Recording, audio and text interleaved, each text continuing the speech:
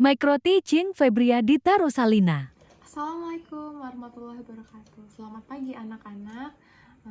Gimana nih kabar kalian semua? Alhamdulillah kalau baik semua. Kabar ibu juga baik. Nah, sebelum kita memulai pembelajaran kita pada pagi ini, sebaiknya kita berdoa dulu. Nah, berdoa akan ibu pimpin ya. Nah, mari kita berdoa menurut kepercayaan dan keyakinan kita masing-masing. Berdoa mulai. Berdoa selesai. Nah, hari ini apakah ada yang tidak masuk? Alhamdulillah kalau sudah masuk semua ya. Nah, sebelum kita mulai pembelajaran, kita ice breaking dulu ya. Kalau ibu bilang selamat pagi, kalian tepuk tangannya sekali. Kalau ibu bilang selamat siang, kalian tepuk tangannya 3 kali. Prok, prok, prok. Lalu kalau ibu bilang selamat malam, kalian tepuk tangan dua kali. Prok, prok. Nah, kita mulai ya. 1, 2, 3. Selamat pagi. Ya, sekali tepuk tangannya. Kalau ada yang salah, nanti maju ke depan ya. Nah, selanjutnya selamat malam. Prok, prok. Nah, 2 kali. Sudah kita ice breaking. Lalu kalian masih ada nggak yang ingat apa yang kita pelajari kemarin? Nah, ya, pintar semua. Kita kemarin belajar tema 7, subtema 3 tentang indahnya persatuan dan kesatuan negeriku. Nah, hari ini kita akan mempelajari materi tema 8, subtema 1 tentang lingkungan tempat tinggalku, pembelajaran 1. Nah, silahkan dibuka bukunya ya. Halaman 7. Hari ini kita bahas tentang hubungan gaya dan gerak benda. Ada yang tahu nggak gaya dan gerak benda itu apa? Ya, pendapat kalian benar semua. Tepuk tangan untuk kita. Yeay. Nah, Gaya adalah tarikan atau dorongan suatu kekuatan yang mempengaruhi keadaan suatu benda. Lalu, gerak itu merupakan perpindahan kedudukan suatu benda lainnya akibat benda itu dikenai gaya. Nah, ada 5 pengaruh gaya terhadap benda. Nah, yang pertama ada gaya mempengaruhi benda diam menjadi bergerak. Contohnya, saat kita membuka dan menutup pintu, ada gaya tarik dan gaya dorong. Nah, itu membuat pintu yang awalnya diam menjadi bergerak, membuka ataupun menutup. Lalu, pengaruh yang kedua ada mempengaruhi benda bergerak menjadi diam.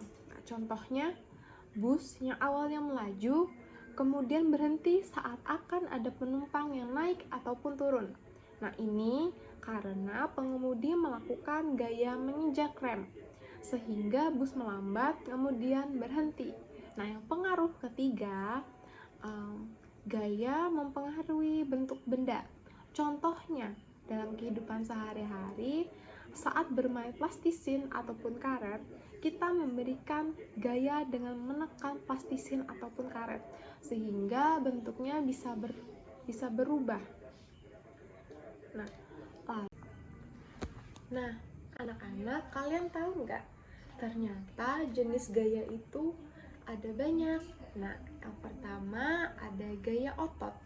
Nah, gaya otot ini dalam kegiatan sehari-hari sering kita lakukan. Gaya otot merupakan suatu gaya yang menggunakan tenaga otot atau gaya yang dihasilkan oleh tarikan serta dorongan. Contoh gaya otot antara lain mengangkat ember, mengayuh sepeda, bermain ketapel, menarik tambang, menendang bola, dan lain sebagainya.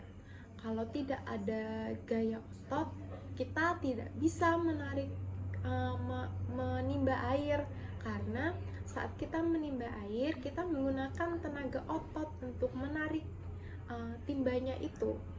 Lalu gaya yang kedua ada gaya gesek. Gaya gesek merupakan gaya yang menimbulkan hambatan ketika dua permukaan benda saling bersentuhan. Nah, gaya gesek ini berguna untuk memperlambat gerakan benda. Gaya gesek mampu menimbulkan suara. Contoh gaya gesek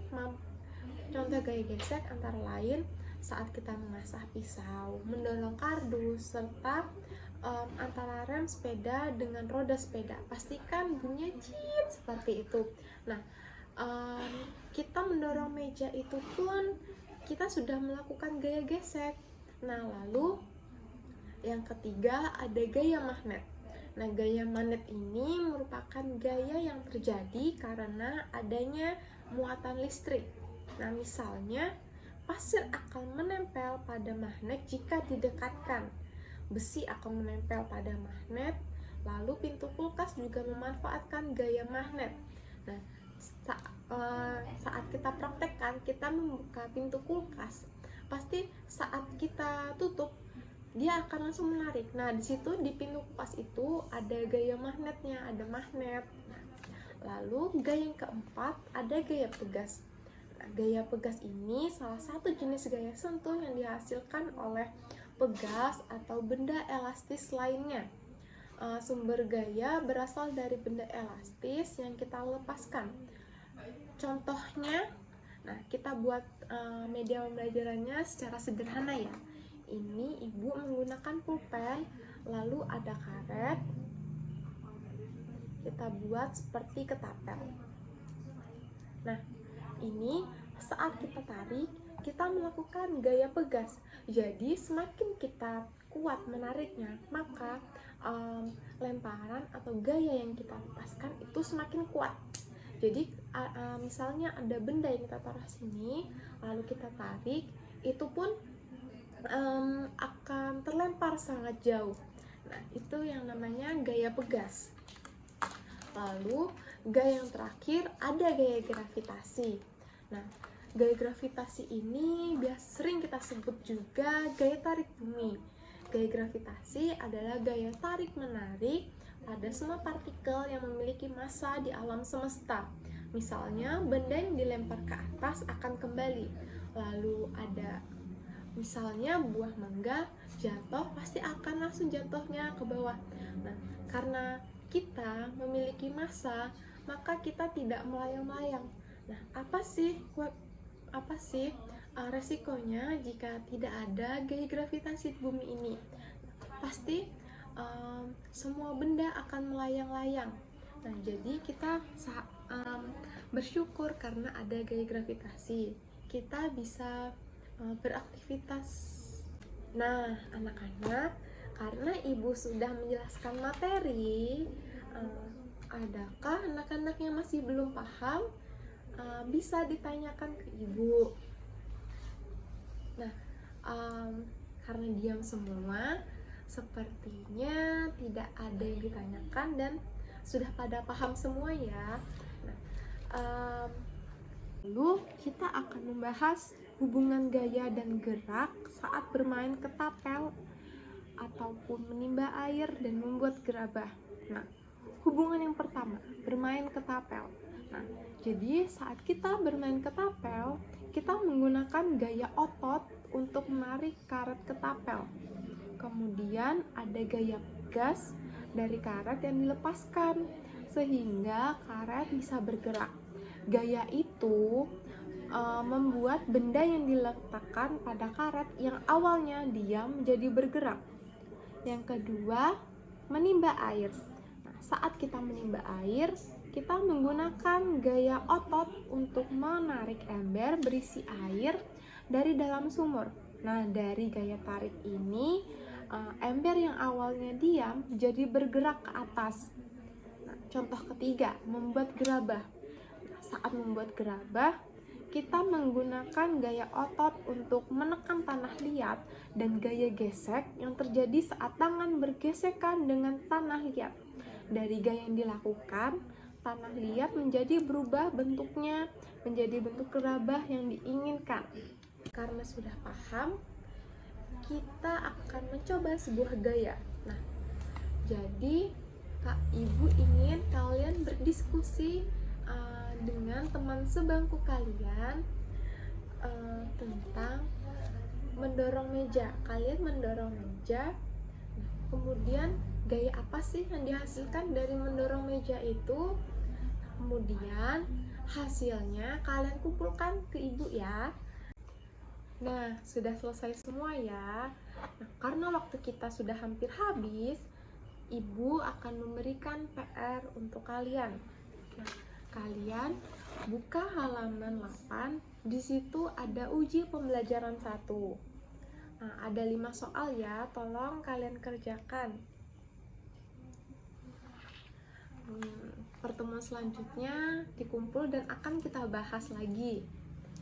Nah, baik, kesimpulan pertemuan kita hari ini, kita sudah belajar banyak hal tentang gaya dan gerak, mulai dari pengertian gaya dan gerak serta perbedaannya hingga hubungan gaya dan gerak. Jika tidak ada pertanyaan lagi, pertemuan ibu akhiri dengan mengucap hamdalah. Alhamdulillah. Nah, semoga ilmu yang ibu berikan pada pagi hari ini bermanfaat bagi kita semua ya. Jika tidak ada yang ingin dibahas, ibu akhiri. Selamat pagi. Wassalamualaikum warahmatullahi wabarakatuh. Tetap jaga kesehatan buat anak-anak ibu ya. Sampai jumpa lagi. Dah.